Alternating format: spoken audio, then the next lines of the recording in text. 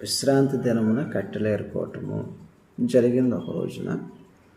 దాని విషయంలో రాళ్ళు రువ్వి చంపటం చట్టం కనిపిస్తుంది. యోహాను సువార్త 8వ అధ్యాయంలో వ్యభిచారం చేత పట్టబడినటువంటి స్త్రీని చంపటం కోసం ప్రజలందరూ రాళ్ళు తీసుకొని వస్తారు. కాబట్టి జీవితము సరిగ్గా లేనటువంటి వారి జీవితంలో అమలుపరిచేటువంటి చట్టం, దేవుని యొక్క విషయంలో ఆజ్ఞలు అతిక్రమించినప్పుడు అమలుపరిచేటువంటి చట్టం, రాళ్ళు తీసుకొని రువ్వి చంపేయటం, కఠినమైనటువంటి శిక్ష. యూదుల యొక్క జాతిపరమైనటువంటి శిక్ష. అయితే స్టెఫెను ధర్మశాస్త్ర విషయంలోనూ ఏ తప్పిదం చేయలేదు, దేవుని విషయంలో తప్పు చేయలేదు.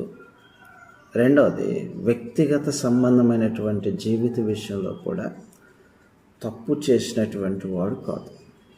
కాబట్టి అటు దేవుని విషయంలోనూ సరైనటువంటి జీవితాన్ని కలిగి ఉన్నాడు, రెండవది వ్యక్తిగతంగానూ మంచి జీవితాన్ని కలిగి ఉన్నాడు.